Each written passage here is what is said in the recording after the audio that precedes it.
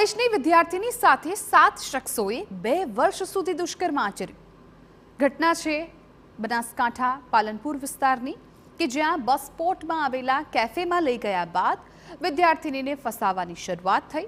મળતી વિગતો મુજબ ગ્રામ્ય વિસ્તારોમાં રહેતી અને કોલેજમાં અભ્યાસ કરતી વિદ્યાર્થીનીનો એક યુવક સાથે પરિચય થયો હતો, જે બાદ યુવક વિદ્યાર્થીનીને નાસ્તાના બહાને કેફેમાં લઈ ગયો અને તેના પર કઢી ઢોળી દીધી। આ પછી વિદ્યાર્થીનીને કપડાં સાફ કરવા માટે એક રૂમમાં લઈ ગયો, ત્યારે યુવકે તેનો અશ્લીલ વિડીયો ઉતારી લીધો અને પછી બ્લેકમેલ કરીને યુવક અને તેના મિત્રો સહિત 7 લોકોએ 2 વર્ષ સુધી દુષ્કર્મ આચર્યું।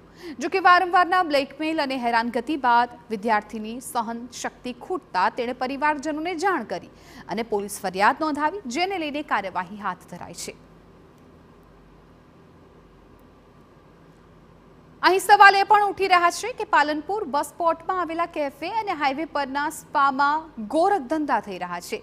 કેફે સ્પાની આડમાં વિદ્યાર્થીનીઓ સહિત લોકો સાથે ગુના થતા હોવાની રાવ છે।